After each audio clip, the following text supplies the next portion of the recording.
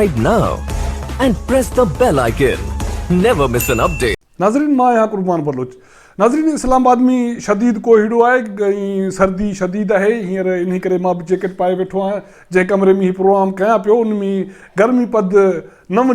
Degree centigrade आहे जॾहिं सुबुह ताईं उहा इन में इस्लामाबाद में गर्मी पद तक़रीबन 3 खां 4 डिग्री सेंटीग्रेड ताईं अची वञे थो ऐं सिज लहण खां पोइ शदीद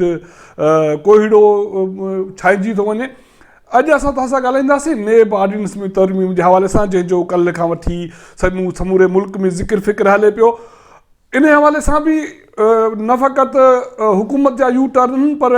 जेके सियासी जमातूं आहिनि उन्हनि बि यू टर्न वरितो आहे उहे बि उन ते अमल दरामद कनि थियूं। हाणे हींअर ताईं कंफ्यूजन इहा आहे मुंझारियो वियो आहे त नेब में ऑर्डिनेंस में तरमीम थी कहिड़ी आहे। हिकिड़ी तरमीम जेका सरकार कल्ह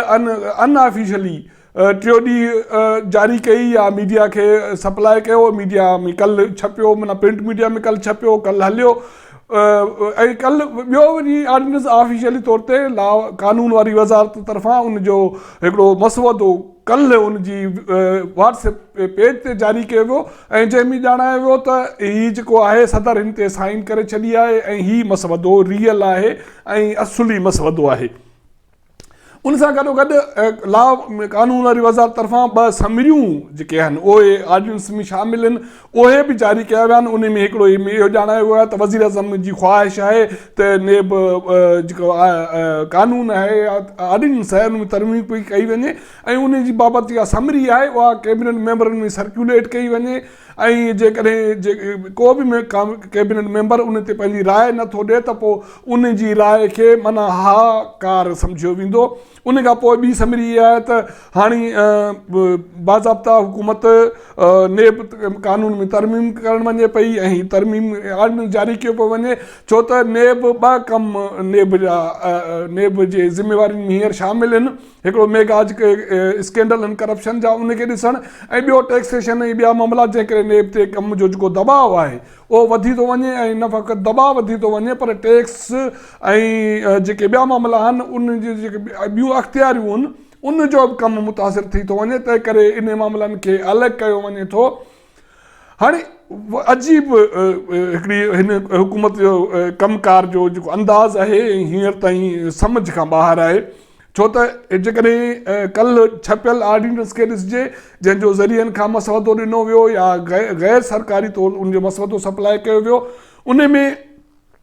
इहो हो त नेब जो जी ज़िम्मेवारी हूंदी 50 करोड़ खां मथे जेका करप्शन हूंदी उनजी छंड छाण करणु ऐं जेके सरकारी मुलाज़िम आहिनि उन जे हवाले सां नेब उन्हनि ते उन ताईं हथु न विझी सघंदो जेसि ताईं उन्हनि जे ख़िलाफ़ु हिकिड़ी कमेटी ठहंदी ऐं कमेटी में उहा उनजी एप्रूवल न थींदी उन ख़िलाफ़ु जांच इंक्वायरी ऐं उन खां पोइ उन ख़िलाफ़ु कार्रवाई थी सघंदी ऐं उन खां गॾोगॾु ॿिया बि जेके मामला हुया उहे उन में शामिलु हुया ऐं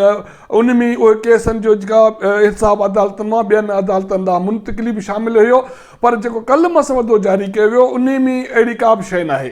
न इन में कोई इहो ज़िक्र आहे त को नेब जी जेको हाणे करप्शन जी जांच 50 करोड़ खां मथे मालियत जे मामलनि ते कंदी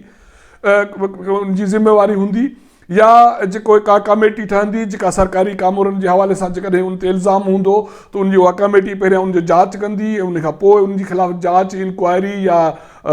मामलनि जी उनजी मंज़ूरी ॾींदी उहो उनजी सरबराही नेब चेयरमैन कंदो ऐं जेका कस्टडी हूंदी हिरासत में रखण जो जेको वक़्तु हूंदो उहो 9 ॾींहंनि खां 14 ॾींहं हूंदो। पर हाणे जेको कल्ह मसवदो बाज़ाब्ता तौरु कानून वारी वज़ारत जारी कयो वियो जेको अॼु छपियो आहे उन में अहिड़ी का बि ॻाल्हि कोन्हे उन में सिंपल ॻाल्हि आहे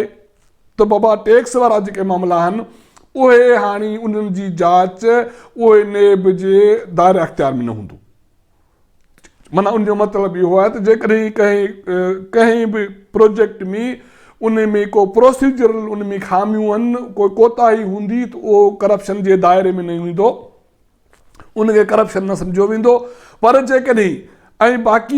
बाक़ी जेके बि पब्लिक होल्डर ऑफिस आहिनि उन ख़िलाफ़ु नेब जी कार्रवाई खे नेब खे उनजा अख़्तियार हूंदा पर उन लाइ शर्त इहो हूंदो त सिर्फ़ु हाणे ज़बानी ॻाल्हि कोन थींदी जीअं माज़ी में थींदो रहियो त जंहिं कामोर खे नेब पकड़े, कंहिं पॉलिटिशियन खे पकड़े, जंहिंखे पकड़े, जेकॾहिं उनजे कंहिं उन राय ॾिनी, कंहिं प्रोजेक्ट जे हवाले सां का मंज़ूरी ॾिनी, को प्रोसीजर उन में लेस थियो, का कोताही थी त वठ पकड़ थींदी। हाणे न थींदो। जेको तरमीम हाणे जारी कयो हुन हाणे इन में इहो आहे त कंहिं बि पब्लिक ऑफिस होल्डर खे उन सूरत में पकड़िजे सघिबो जॾहिं इहो साबित थींदो त हुन को माली फ़ाइदो वरितो ऐं उनजी असेट्स में उनजी आमदनी खां वधीक उनजे असासन में का वाधि थी आहे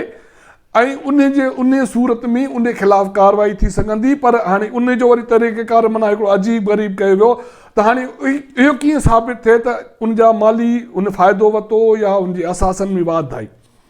हाणे उन लाइ इहो हूंदो त जेकॾहिं उनजे असासन जी छंड छाण थींदी त उहो DC रेट्स उनजा अप्लाई थींदा मौजूदा ऐं FBR जा जेके रेट्स आहिनि उहे अप्लाई थींदा। उन ते उनजी वैल्यूएशन थींदी त उन में अॻु में उनजी वैल्यूएशन उन असेट्स जी केतिरी हुई, हाणे केतिरी आहे, छा उहे असेट्स वधिया या न वधिया।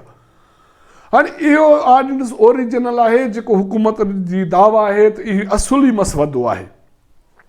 ॿियो मामिलो अपोजिशन जो आहे। कल्ह जीअं मामला छपिया या जेको मसवदो छपियो या जेके बि ॾिनल ॼाण मुताबिक़ जेको हिते नेब ऑर्डिनेंस में तरमीम जो मामिलो छपियो त मुखालिफ़ तरफ़ां तनक़ीद जो हिकिड़ो अमल शुरू कयो वियो ऐं उनखे एनआरओ करार ॾिनो वियो ऐं का वज़ीर आज़म बि कोई पंहिंजी तक़रीर में चयो त कोई दोस्तनि सां मसइला हुया तंहिं करे दोस्तनि लाइ हिकिड़ो तरमीम ऑर्डिनेंस जारी करणु हुकूमत फ़ैसिलो कयो आहे या हुकूमत करे पई। उनखे हाणे अपोजिशन एनआरओ जो नालो ॾिए पई। हाणे मीडिया में उहे बि ख़बरूं आहिनि त जेको तरमीमी ऑर्डिनेंस जारी कयो वियो उन में जेके मौजूदा सियासी जेके अॻवान आहिनि, जेके मुख़्तलिफ़ इल्ज़ामनि में गिरफ़्तार आहिनि, उहो अॻूणो सदर हुजे,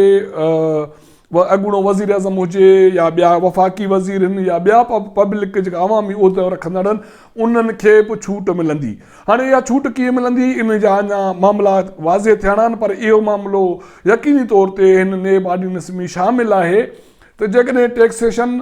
इम्पोर्ट्स ते ड्यूटी, वफ़ाक़ी ऐं सूबाई टैक्सनि जा मामला उन्हनि जे हवाले सां किथे मामिलो हूंदो त नेब खे उन में ते कार्रवाई करण जा इख्तियार न हूंदा ऐं इन हवाले सां जेके बि इल्तवामी केस आहिनि हाणे उहे इहतिसाब अदालतनि मां लाॻापियल अदालतनि माना क्रिमिनल कोर्ट्स जेके टैक्स कोर्ट्स आहिनि उन तरफ़ मुंतक़िल थी वेंदा ऐं उन ते उन्हनि ख़िलाफ़ कार्रवाई थींदी या पेशरफ़ थींदी। त मामिलो अञा बि मुंझियल आहे। हुकूमत छा पई चाहे, हुकूमत छा थी करणु चाहे, उन सां छा इनखे जेको आहे कंहिंखे रिलीफ कंहिंखे मिलंदो, कंहिंखे रिलीफ न मिलंदो, जेतोणीक मुखालिफ़ धुर तरफ़ां इल्ज़ामनि जी जेका संगबारी उहा शुरू थी वई आहे ऐं मूंखे अंदाज़ो न आहे त कंहिं हू पुराणे ऑर्डिनेंस ते डिपेंड था कनि या जेको कल्ह ऑर्डिनेंस जारी कयो वियो उन ते डिपेंड था कनि। बहरहाल उन जे बावजूदि असांजे मुल्क में जेको हिकिड़े अफ़वाहनि जी जेका इंडस्ट्री आहे, जेका फैक्ट्री आहे, उन में पैदावार जारी सारी आहे ऐं उन ते रद्द अमल बि ओतिरे शिदत सां जारी आहे। बाक़ी आवाम जी सूरत हाल छा आहे उन सां कंहिंखे को सरोकार कोन्हे। मुल्क में गैस जी खोट आहे ऐं घरेलू सार्फ़िन खे सख़्तु परेशानी आहे, ख़ासि करे सर्दी वारे इलाइक़नि में पचाइण लाइ माना किचन में मानी पचाइण लाइ या भाॼी पचाइण लाइ गैस दस्तियाब न आहे। पब्लिक ट्रांसपोर्ट खे गैस दस्तियाब न आहे, पर कंहिं बि सियासी जमात, हुकूमरान धुर या उनजी इत्तेहादी धुर खे उनजी परवाह त कोन्हे। बहरहाल हीअ अफ़वाहनि जी इंडस्ट्री ते जेको हिक ॿिए ते जेको इल्ज़ाम तराशी जो सिलसिलो जारी आहे ऐं इहो न खुटंदड़ हिकिड़ो सिलसिलो असांजे मुल्क में आहे बदकिस्मती सां, जंहिं सबबु आवाम जा जेके अहम मामला आहिनि उहे नज़रअंदाज़ थी वञनि था। ऐं असां इन हवाले सां जेका बि नई सूरत हाल थिए थी, जेका अपडेट असां पंहिंजे सोच ऐं फ़हम मुताबिक़ ॾिसंदासीं, तव्हांखे आगाह कंदा रहंदासीं। असांजो चैनल ॾिसो, इनखे सब्सक्राइब कयो ऐं शेयर कयो।